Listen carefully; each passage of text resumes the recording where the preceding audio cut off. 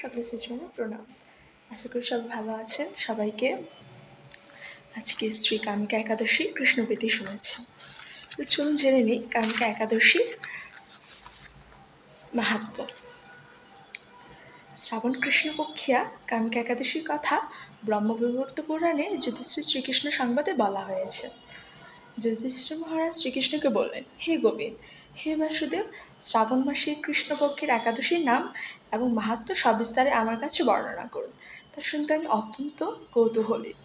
প্রত্যুত্তরে ভক্তবৎসল ভগবান শ্রীকৃষ্ণ বললেন, হে রাজন, পূর্বে দেবর্ষি নারদ প্রজাপতি ব্রহ্মাকে প্রশ্ন করলে তিনি যে উত্তর প্রদান করেছিলেন, আমি এখন সেই কথাই বলছি। আপনি মনোযোগ সহকারে তা শ্রবণ করুন। একসময় ব্রহ্মার কাছে ভক্তশ্রেষ্ঠ নারদ জিজ্ঞাসা করলেন, হে ভগবান, শ্রাবণ মাসের কৃষ্ণপক্ষী একাদশীর নাম কি? এর আরাধ্য দেবতাকে? সে ব্রতের বিধি বা কীরকম এবং এই ব্রতের ফলে কি পুণ্য লাভ হয় তা সবিশেষ জানতে ইচ্ছা করি। আপনি কৃপা করে আমাকে তা জানালে আমার জীবন ধন্য হবে। শ্রী নারদের কথা শুনে ব্রহ্মা অত্যন্ত সন্তুষ্ট হলেন। তিনি বললেন, হে বৎস, জগৎ জীবের মঙ্গলের জন্য আমি তোমার প্রশ্নের যথাযথ উত্তর দিচ্ছি, তুমি তা শ্রবণ করো। শ্রাবণ মাসের কৃষ্ণপক্ষী একাদশী কামিকা নামে জগতে প্রসিদ্ধা। এই একাদশীর মাহাত্ম্য শ্রবণে বাজপেয় যজ্ঞের ফল লাভ হয়। ভগবান শ্রীহরির পূজা অর্চনা অপরিমিত পূর্ণফল প্রদান করেন। গঙ্গা, গোদাবরী, কাশী, নৈমিষারণ্য, পুষ্কর ইত্যাদি তীর্থ দর্শন সমস্ত ফল একমাত্র কৃষ্ণ পূজার মাধ্যমে কোটিগুণ লাভ করা যায়।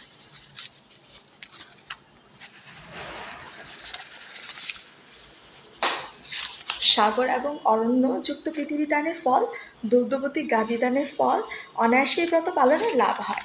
যারা পাপপূর্ণ সাগরে নিমগ্ন, এই ব্রতই তাদের উদ্ধারের একমাত্র সহজ উপায়। এরকম পবিত্র পাপনাশক শ্রেষ্ঠ ব্রত আর জগতে নেই। শ্রীহরি স্বয়ং এই মাহাত্ম্য কীর্তন করেছেন। রাত্রি জাগরণ করে যারা এই ব্রত পালন করেন, তারা কখনো দুঃখ দুর্দশাগ্রস্ত হন না। এই ব্রত পালনকারী কখনো নিম্নজনী প্রাপ্ত হন না। কেশবপ্রিয়া তুলসী পত্রে যিনি শ্রীহরি পূজা করেন, পদ্মপাতায় জলের মধ্য দিয়ে পাপে নির্লিপ্ত থাকেন।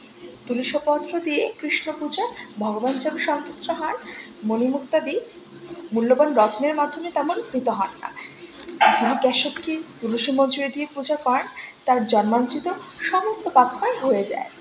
এ প্রসঙ্গে ব্রহ্মা বললেন, হে নারদ, যিনি তুলসীকে প্রত্যক্ষ দর্শন করেন, তার সকল পাপ রাশি বিদূরিত হয়ে যায়। যিনি তাকে স্পর্শ করেন, তার পাপমলিন দেহ পবিত্র হয়। তাকে প্রণাম করলে সমস্ত রোগ দূর হয়।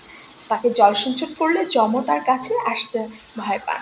শ্রীহরির তুলসী অর্পিত হলে ভগবত ভক্তি লাভ হয়। তাই হে কৃষ্ণ ভক্তি প্রদায়িনী, তোমায় প্রণাম করি। যে ব্যক্তি হরিবাসরে ভগবানের সামনে দিন দান করেন, চিত্রগুপ্তরও তার পুণ্যের সংখ্যা হিসাব করতে পারে না। তার পিতৃপুরুষেরও পরম তৃপ্তি লাভ করেন। শ্রীকৃষ্ণ বললেন, হে রাজন, আমি আপনার কাছে সর্বপাপ হারিণী কামিকা একাদশীর মাহাত্ম্য বর্ণনা করলাম। অতএব যিনি ব্রহ্মহত্যা, ভ্রূণহত্যা, পাপ বিনাশিনী, মহাপুণ্য ফলদায়িনী এই ব্রত পালন করবেন, এই মাহাত্ম্য শ্রদ্ধা সহকারে পাঠ অথবা শ্রবণ করবেন, তিনি সর্বপাপ থেকে মুক্ত হয়ে বিষ্ণুলোকে গমন করবেন। হরি বল। তো অবশ্যই সবাই নিজে একাদশী ব্রত পালন করবেন এবং অন্যকে পালন করতে উৎসাহিত করবেন। হরে কৃষ্ণ, প্রণাম।